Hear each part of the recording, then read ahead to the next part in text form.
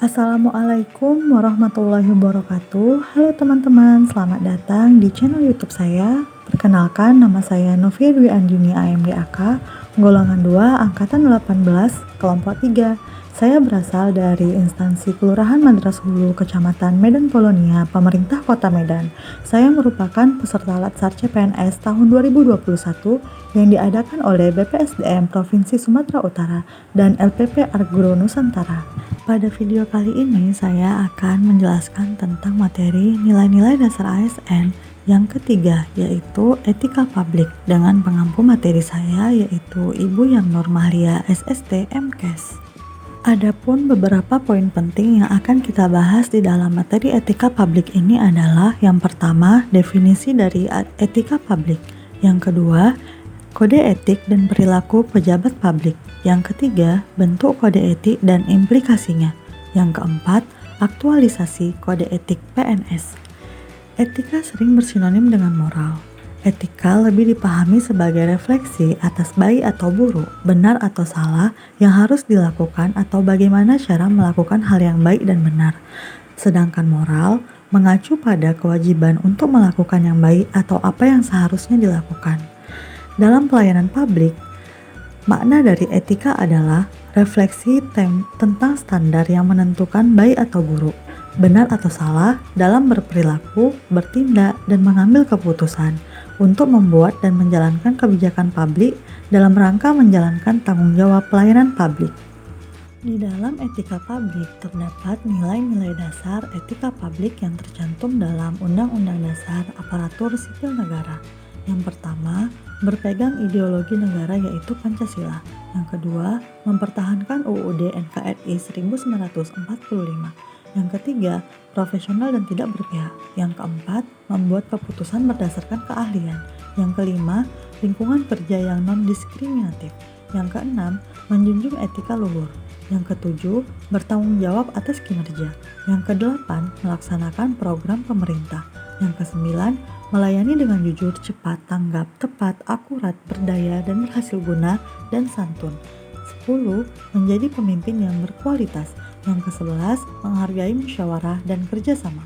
12. Mengutamakan hasil, mendorong kinerja, dan kesetaraan pekerjaan.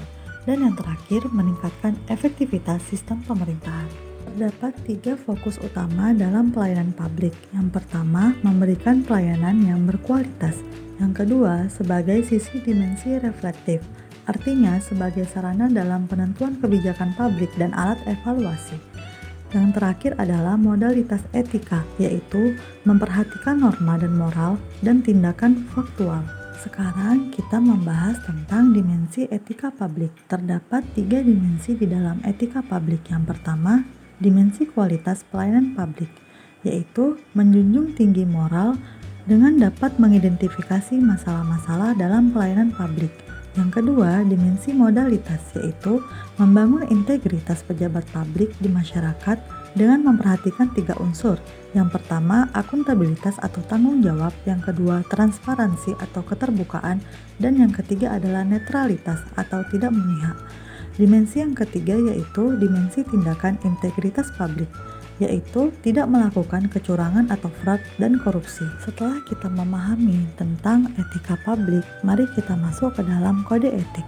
Kode etik adalah aturan yang mengatur perilaku dalam suatu organisasi atau kelompok khusus yang dibuat secara tertulis, yang diharapkan dapat menjadi pedoman dan dipegang teguh oleh sekelompok atau organisasi profesional tertentu.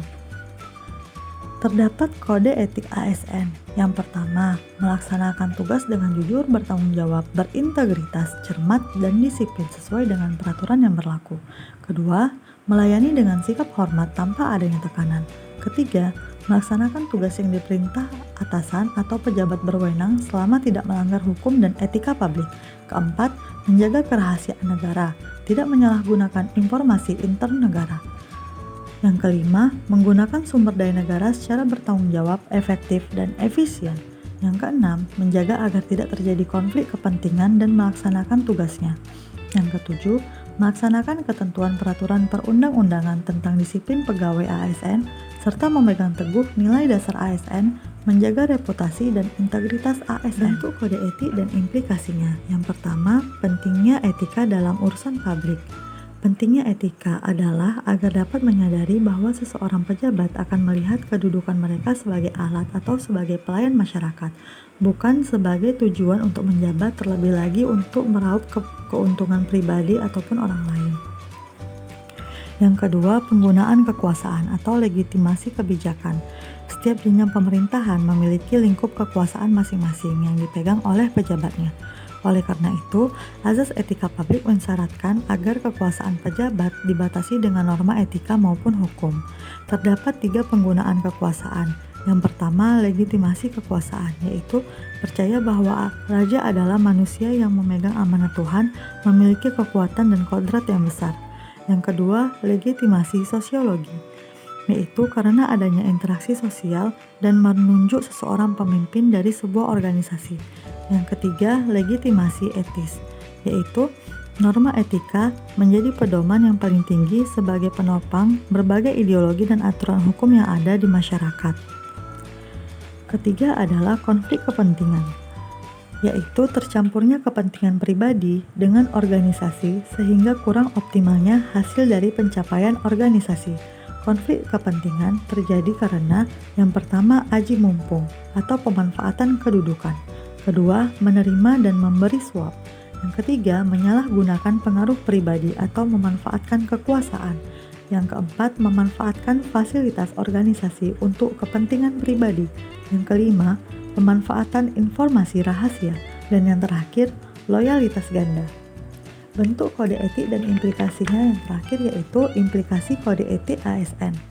Pada hakikatnya, setiap manusia adalah baik dan suka hal-hal yang baik. Kode etik dirumuskan untuk menyempurnakan pekerjaan di sektor publik. Setiap pegawai dan pejabat diharap menaatinya dengan kesadaran yang tulus. Selanjutnya, yuk kita lihat bagaimana sih penerapan nilai-nilai dasar ASN yang ketiga, yaitu etika publik di dalam lingkungan kantor ataupun organisasi. Mari kita simak videonya. Contoh penerapan nilai-nilai dasar etika publik di dalam lingkungan kantor yaitu melayani masyarakat dengan jujur, cepat, tanggap, tepat, akurat, berdaya dan berhasil guna, dan santun.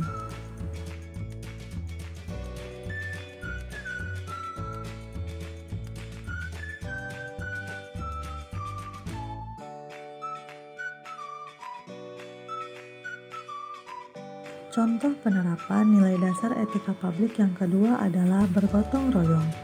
Sesuai dengan nilai dasar etika publik di poin yang pertama yaitu berpegang teguh terhadap ideologi negara yaitu Pancasila.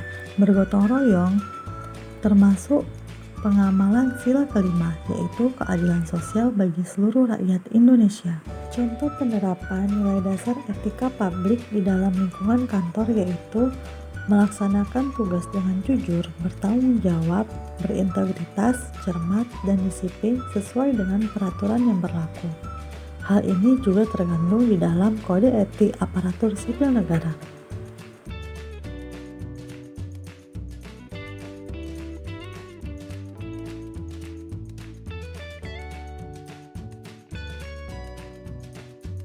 Sekian pemaparan materi dari nilai-nilai dasar ASN yang ketiga yaitu etika publik serta penerapannya di dalam lingkungan kantor ataupun organisasi. Semoga video yang saya paparkan dapat menambah informasi kamu ya. Assalamualaikum warahmatullahi wabarakatuh.